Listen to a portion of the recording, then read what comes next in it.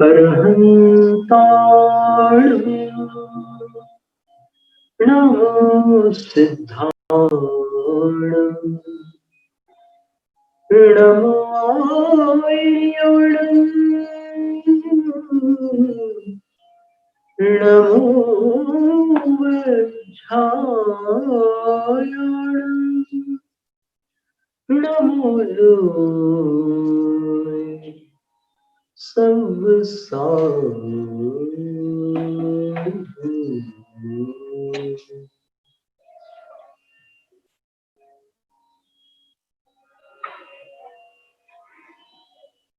नश्वर काया की सेवा में जन्म वृथा हो जावे,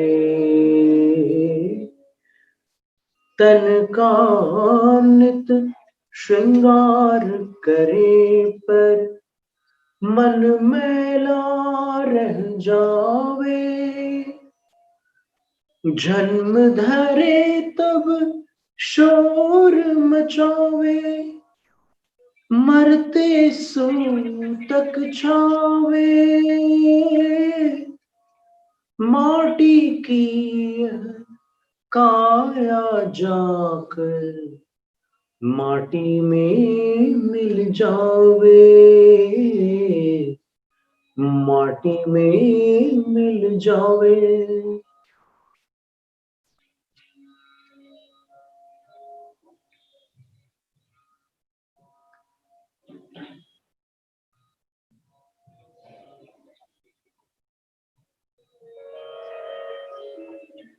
यह गुरु पुष्यामृत योग है।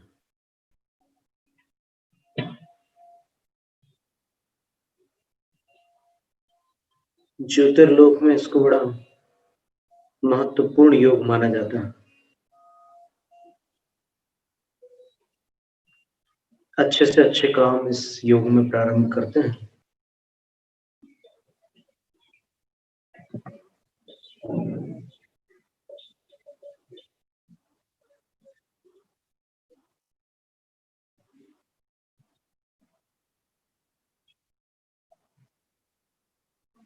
जप के लिए भी योग माना गया है, कुछ विशेष प्रकार के जप के लिए।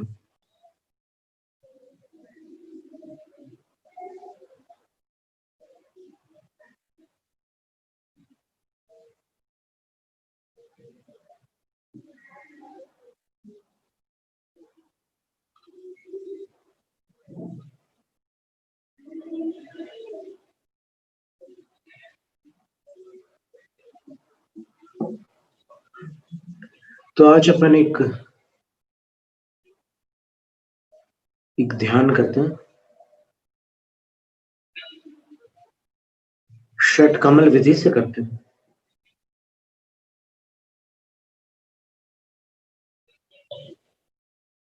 केवल नमो और हंताण पद का ध्यान करते हैं। सबसे पहले एक शीर्ष कमल, 8 पंखुड़ी वाला एक कमल अपने सिर के ऊपर वाले भाग में अंदर अपनी कल्पना से आपको बनाना है।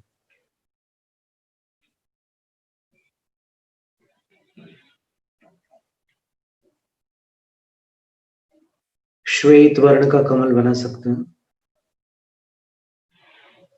मन की शांति के लिए, भावों की पवित्रता के लिए,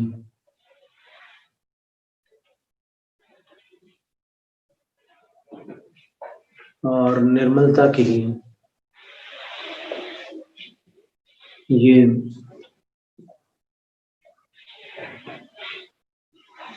श्वेत वर्ण में ध्यान करना ज्यादा उपयुक्त होता है।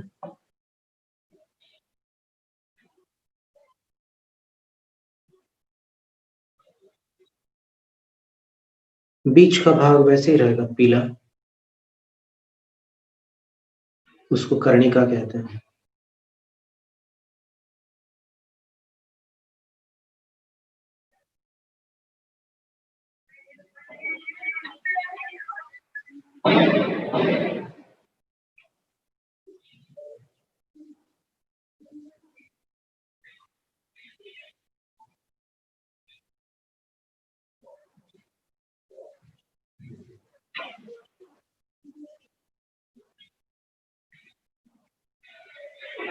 नमो अरहंताणं।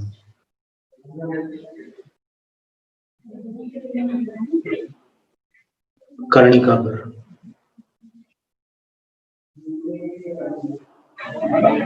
फिर 4 दिशाओं में नमो अरहंताणं, नमो अरहंताणं, नमो अरहंताणं। विदिशाओं में जो पंखुड़ियां हैं उन पर नमो अरहंताणं, नमो अरहंताणं, नमो अरहंताणं, नमो अरहंताणं।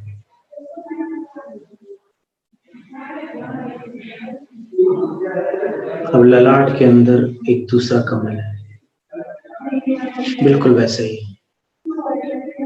कर्णिका पर नमो अरहंताणं, दिशाओं में नमो अरहंताणं, नमो अरहंताणं, नमो अरहंताणं, नमो अरहंताणं।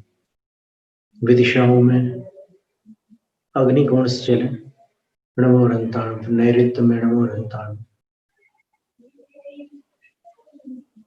वायव्य में नमो अरहंताणं, परंतु ईशान में नमो अरहंताणं। अब मुख के भीतर जो कमल है उसमें कर्णिका पर नमो अरहंताणं। 4 दिशाओं में पूर्व दिशा नमो अरहंताणं, दक्षिण दिशा नमो अरहंताणं, पश्चिम नमो अरहंताणं, उत्तर नमो अरहंताणं, आग्नेय कोण नमो अरहंताणं, नैऋत्य कोण नमो अरहंताणं, वायव्य नमो अरहंताणं, ईशान कोण नमो अरहंताणं। कंठ कमल मध्य में नमो अरहंताणं, 4 दिशाओं में नमो अरहंताणं, नमो अरहंताणं, नमो अरहंताणं, नमो अरहंताणं। विदिशाओं में नमो अरहंताणं, नमो अरहंताणं, नमो अरहंताणं, नमो अरहंताणं। हृदय कमल मध्य में नमो अरहंताणं, दिशाओं में नमो अरहंताणं, नमो अरहंताणं, नमो अरहंताणं, नमो अरहंताणं। विदिशाओं में नमो अरहंताणं, नमो अरहंताणं, नमो अरहंताणं, नमो अरहंताणं। नाभि कमल मध्य में नमो अरहंताणं, दिशाओं में नमो अरहंताणं, नमो अरहंताणं, नमो अरहंताणं, नमो अरहंताणं। विदिशाओं में नमो अरहंताणं, नमो अरहंताणं, नमो अरहंताणं, नमो अरहंताणं। अब नाभि कमल से पुनः प्रारंभ करके आरोहण करेंगे, ऊपर जाएंगे। नाभि कमल पर पुनः नमो अरहंताणं मध्य में, दिशाओं में नमो अरहंताणं, नमो अरहंताणं, नमो अरहंताणं, नमो अरहंताणं। विदिशाओं में नमो अरहंताणं, नमो अरहंताणं, नमो अरहंताणं, नमो अरहंताणं। हृदय कमल नमो अरहंताणं, नमो अरहंताणं, नमो अरहंताणं, नमो अरहंताणं, नमो अरहंताणं। विदिशाओं में नमो अरहंताणं, नमो अरहंताणं, नमो अरहंताणं, नमो अरहंताणं। कंठ कमल नमो अरहंताणं, दिशाओं में नमो अरहंताणं, नमो अरहंताणं, नमो अरहंताणं, नमो अरहंताणं। विदिशाओं में नमो अरहंताणं, नमो अरहंताणं, नमो अरहंताणं, नमो अरहंताणं। मुख कमल नमो अरहंताणं, दिशाओं में नमो अरहंताणं, नमो अरहंताणं, नमो अरहंताणं, नमो अरहंताणं। विदिशाओं में नमो अरहंताणं, नमो अरहंताणं, नमो अरहंताणं, नमो अरहंताणं। भाल कमल ललाट के भीतर नमो अरहंताणं, दिशाओं में नमो अरहंताणं, नमो अरहंताणं, नमो अरहंताणं, नमो अरहंताणं। विदिशाओं में नमो अरहंताणं, नमो अरहंताणं, नमो अरहंताणं, नमो अरहंताणं। अब अंतिम शीर्ष कमल बीच में कर्णिका, 8 श्वेत पंखुड़ियां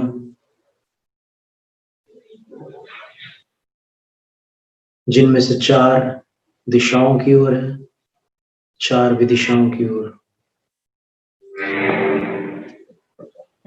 पूर्व दिशा सबसे पहले कर्णिका पर नमो अरहंताणं, पूर्व दिशा की पंखुड़ी पर नमो अरहंताणं,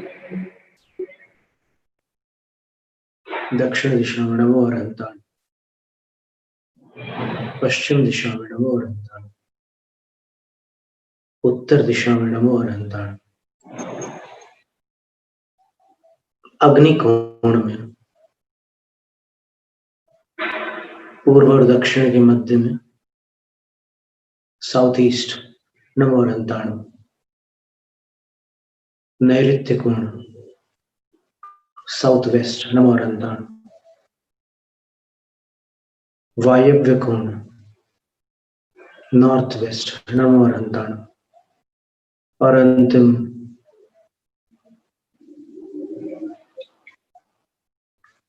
नॉर्थ ईस्ट नमो अरहंताण, ईशान कोण।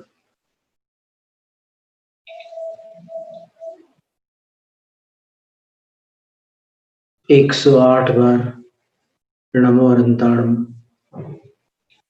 की यह जप विधि षट कमल जप विधि कहलाती।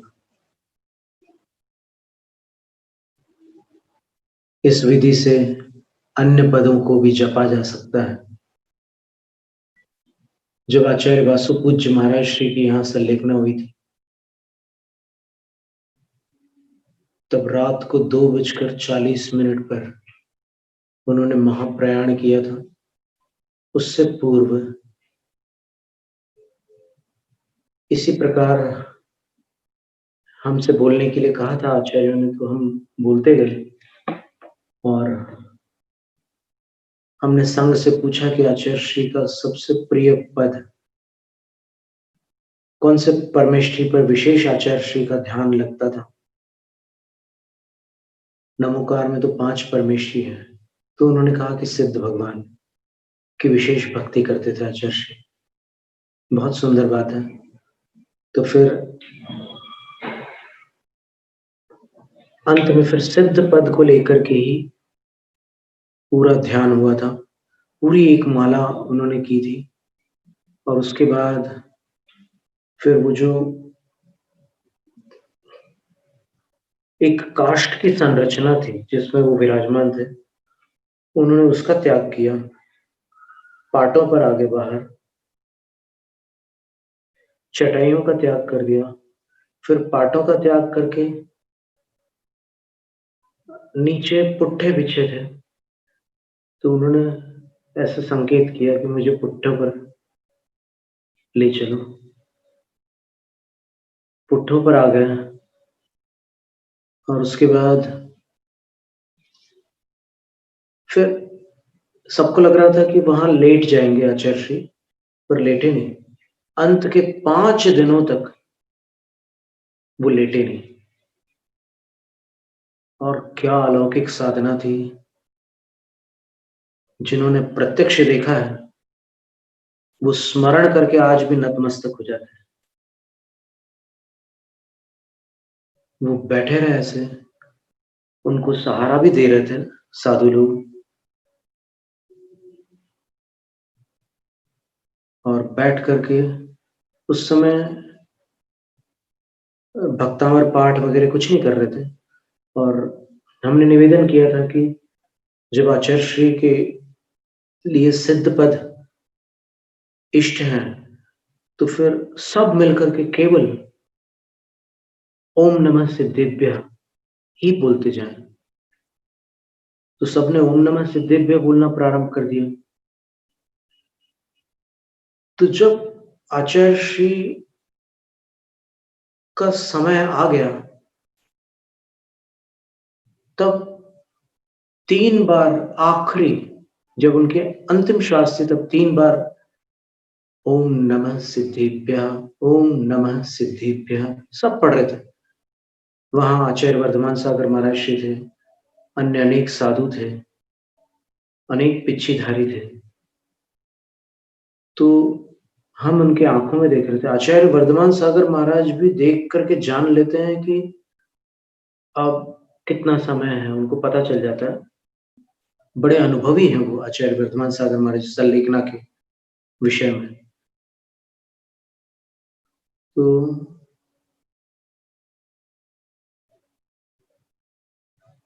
अंत में उनने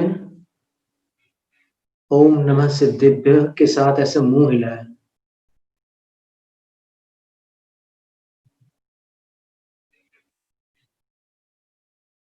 बस 3 बार। चले गए मन से, वचन से, काय से। ओम नमः सिद्धिभ्य। बहुत ही भव्य सा लिखना थी। संलेखनाएं बहुत होती है, कई बार देखने के अवसर आते हैं, पर आचार्य वासु पूज्य महाराज श्री की संलेखना अनोखी थी और उनके पास इतना सूक्ष्म ज्ञान था कि उसकी तुलना करना कठिन है। ये घटना सन 2018 की अगस्त माह की है।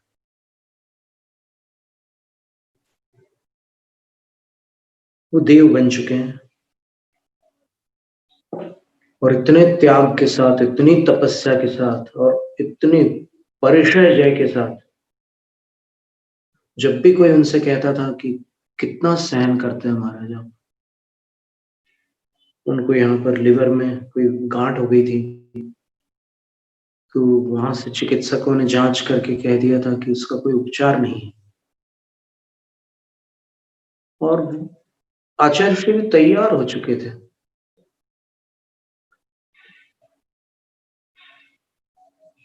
जीवन उसी का सफल माना जाता है जो आते समय तो पूर्व भव के पुण्य पाप लेकर आता है और जन्म के समय रोता है, लेकिन जाते समय खेद रहित होकर, शांत चित्त होकर, समता भाव धारण करके, और उन्होंने जो क्रम से त्याग किया आचार्य महाराज ने, सबको क्षमा किया, सबसे क्षमा याचना की, इतना व्यवस्थित उन्होंने सब कुछ किया।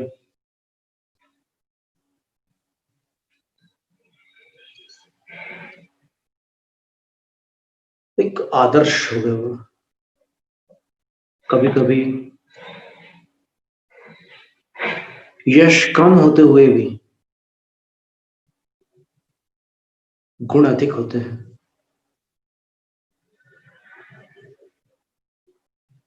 कोई भी प्रश्न आप पूछो आगम का, वो इतने भारी विद्वान थे कि उन्होंने भट्टारक स्वामी जी, चारु कीर्ति जी को सिद्धांत ग्रंथों का अध्ययन कराया। कोई भी प्रश्न पूछो, सारे उत्तर कंठस्थ रहते थे उनको। जब हम पंचास्तिकाय की पंक्तियां पढ़ रहे थे, उनकी संलेखना जब हो रही थी, तो उन्होंने हमसे एक बात कही कि अब मेरा समय अध्यात्म सुनने का है। तो हमने कहा जैसा आपका आदेश हो, और हमने समाधि तंत्र ग्रंथ की वाचना प्रारंभ की। 36 काव्य पूर्ण हुए और 36 गुणों के धारी वो आचार्य चले गए। और इतने सावधान थे वो कि पंचास्तिकाय पढ़ते समय जो पंक्तियां हम पढ़ रहे थे, उसमें बारीक से बारीक विषय को पकड़ करके तत्काल प्रस्तुत कर देते थे कि यहां पर ऐसा होगा, ऐसा बोल देते थे। और एक बार पंडित फूलचंद सिद्धांत शास्त्री जी के एक विद्यार्थी उसी बीच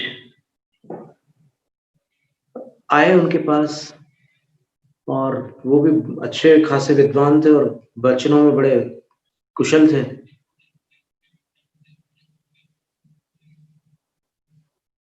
परमानंद शास्त्री जी वहां आए और आकर के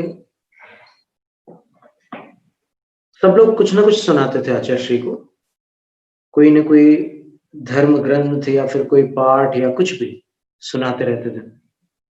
वर्धमान मंत्र भी आचार्य श्री बड़े अच्छे से सुनते थे। तो उन्होंने क्या किया कि आचार्य श्री की स्तुति की। तो आचार्य श्री ने ऐसे हाथ पर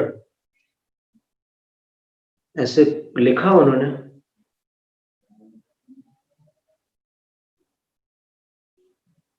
बोलने की स्थिति नहीं थी, बहुत शरीर शिथिल हो गया था। तो उनने संकेत से ये कहा कि स्तुति नहीं, आगम सुनाओ।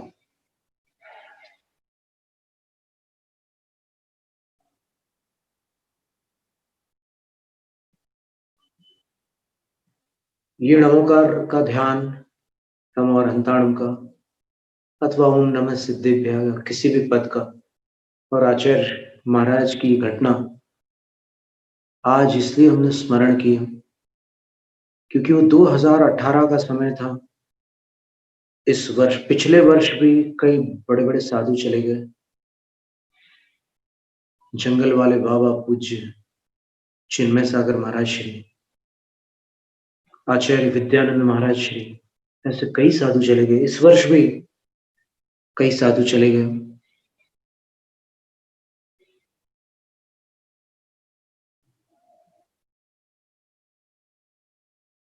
एक बात हम जरूर कहना चाहते हैं, उसी साधक की संलेखना भव्य होती है जो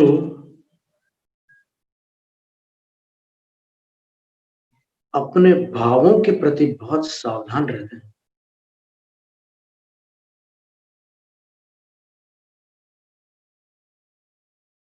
जो चूकने पर, त्रुटि होने पर उसका सुधार करते हैं, शुद्धिकरण करते हैं, और जिनके अंदर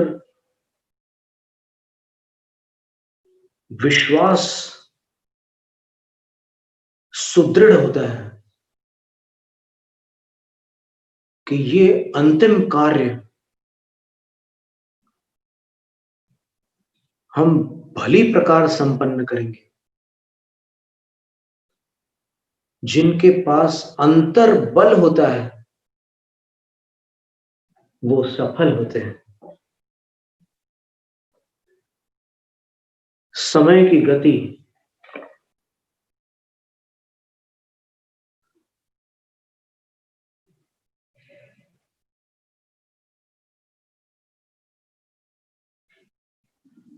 केवल प्रोग्राम्स और उत्सवों में सार्थक नहीं होती।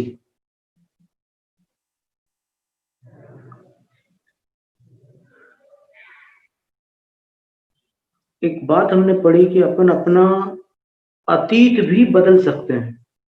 कैसे बदल सकते हैं? अपन अपना वर्तमान बदल करके अपना भविष्य सुधार सकते हैं, ये तो सब जानते हैं। लेकिन अपन अपना अतीत बदल सकते हैं, तो वो कैसे बदल सकते हैं? तो उसका समाधान ये मिला कि अभी तक आप अपने अतीत को जिस दृष्टि से देख रहे थे, उस दृष्टि को अगर आप बदल दोगे तो उस अतीत से आपको एक कहानी मिलेगी। आपको अपने दुखड़े नहीं मिलेंगे, आपको एक घटनाक्रम मिलेगा, और उस घटनाक्रम में कर्मों के उदय में कहां कहां अपन चूके हैं, कहां कहां अपन संभले हैं, कहां कहां अपन गिरे हैं, और कहां कहां अपन उठे हैं।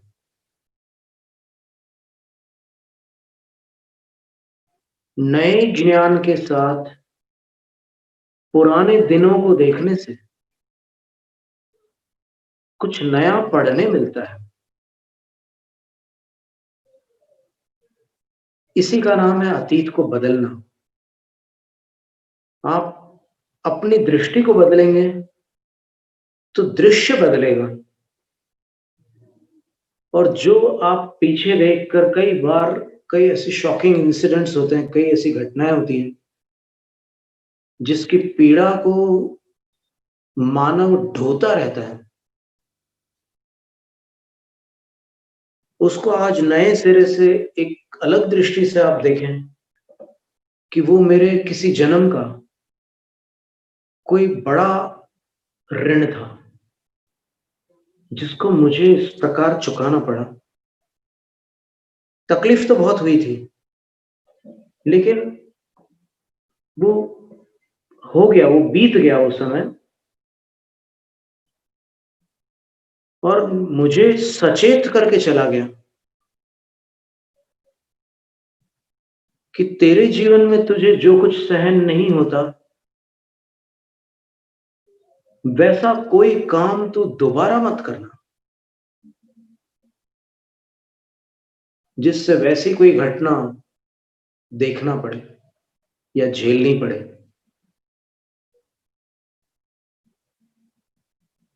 होश में रहने की बात है। बेहोशी में कितना काल व्यतीत हो गया।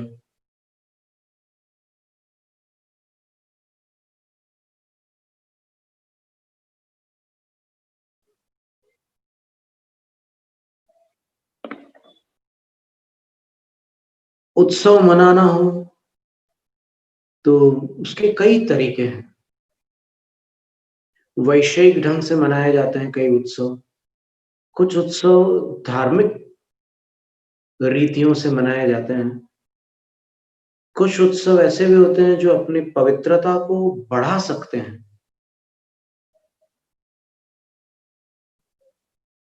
जैसे कीर्तन की पद्धति जैन परंपरा में अभी देखने को कम मिलती है। मंडी भामोरा में सन 1988 में चतुर्मास था। पूज्य योग सागर महाराज श्री, क्षमा सागर महाराज श्री और आचार्य श्री ने हमें भी उनके साथ 10 महीने की ट्रेनिंग पर रखा था। तो वहां पर एक प्रक्रिया चलती थी। एक कवि थे वहां पर, बच्चू लाल पुष्प जी।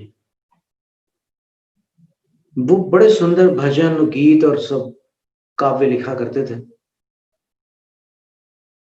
तो वहां पर जो आरती होती थी, सायंकाल सब माताएं, बहनें, भाई लोग और सब एक निश्चित समय पर सब अपनी दुकान आदि बंद करके वहां पर उपस्थित होते थे और धूमधाम के साथ, गाजे बाजे के साथ वो आरती, भजन, 12 भावना और कई पाठ करते थे। और एक मंदिर था वहां पर, मंडी बामोरा में एक ही मंदिर था। भले ही वो मंडी बामोरा जो जगह है, जो स्थान है, उसका कुछ भाग सागर में आता है और कुछ भाग विदिशा में आता है। वो स्थान अपने आप में 2 जिलों में विभाजित है। फिर भी एक मंदिर होने के कारण समाज में एकता और अखंडता बहुत अच्छी है। और सब आकर के एक साथ मिलकर के बड़ी भव्यता के साथ, उत्सव के साथ वो कार्य करते थे। तो ठीक है, वर्तमान में जो महामारी की स्थिति है, जो भी परिस्थितियां हैं, वो अपने स्थान पर है, लेकिन फिर भी आज के आधुनिक साधनों का अवलंबन लेकर, एक दूसरे से जुड़कर, अपन एक निर्धारित समय पर सायंकालीन आरती है अथवा कोई भजन है या कोई पाठ है, भक्तामर पाठ अथवा नमोकार पाठ, एक माला का सामूहिक पाठ भी किया जा सकता है। वाचनिक जप कहते हैं, और वाचनिक जप में धीमे धीमे बोला जाता है। पाठ जो होता है उसमें अपन लय के साथ पढ़ते हैं। नमो अरिहंताणम, नमो सिद्धाणम, नमो आयरियाणम, नमो उवज्झायाणम, नमो लोहे सब साहूणम। इसलिए में सब मिलकर सामूहिक पाठ कर सकते हैं नमोकार का 21 बार, 27 बार, 108 बार भी बहुत आनंद आता है। और कहते हैं कि रात में जो लोग खुर्राटे लेते हैं, उनका एक उपचार ये भी है कि वो सोने से पहले 20 मिनट तक ये पाठ कर लें नमोकार का, अच्छी लय के साथ और सबके साथ बैठ करके, पूरे कुटुंब के साथ बैठकर। ये एक प्रयोग सब आज आप करके देखेंगे, आपको अनुभव होगा कि जिस परिवार में सारे सदस्य रात को सोने के पहले 20 मिनट तक ये पाठ करते हैं, उनको खुर्राटे आना बंद हो जाती है और उनके परिवार में जो वैमनस्य या खींचातानी या जो भी रिलेशनशिप्स के जो प्रॉब्लम्स होते हैं, वो सब चले जाते हैं और वो एक अखंड परिवार के रूप में स्थापित हो जाता है वो कुटुंब। जैसे नागपुर में एक राव का परिवार है, 84 सदस्य उसमें रहते हैं, 84। तो ये हम उस समय की बात कर रहे हैं, सन 98 की। फिर बाद का पता नहीं अभी क्या हाल चाल है, पर 84 लोग एक कुटुंब में। ये सारी स्थितियां अपने शास्त्रों में आई हुई है कि एक नमोकार से क्या नहीं हो सकता। मास्टर की बोलते हैं नमोकार, सारे ताले खुल जाते हैं। अब आप जाकर के कहीं बैंक वैंक का ताला मत खोल, ये अंदर के सारे ताले खोलने वाला है नमोकार महामंत्र। तो कभी आप देखिएगा, आज ही देख सकते हैं आप चाहें तो, एक उत्सव करके बिल्कुल 27 बार नमोकार मंत्र पढ़ लीजिए, बहुत आनंद आएगा। और नमोकार पढ़ते समय आप इस लय में ताल का भी प्रयोग कर सकते हैं, संगीत का प्रयोग कर सकते हैं, जो संगीत भक्ति संगीत हो। फिल्मी संगीत में ऐसा होता है कि दूर से सुनने वालों को दूसरे भाव आने लग जाते हैं, जो उसको याद होते हैं फिल्म देखने पर, वो सारे विचार आते हैं उसमें। और अगर भक्ति संगीत में हो तो फिर एक अलग स्थिति बनती है। तो आज इतनी बातें आपसे हुई। 31 तारीख है, 32 मिनट हमने बोला है। जय राम, जय शासन।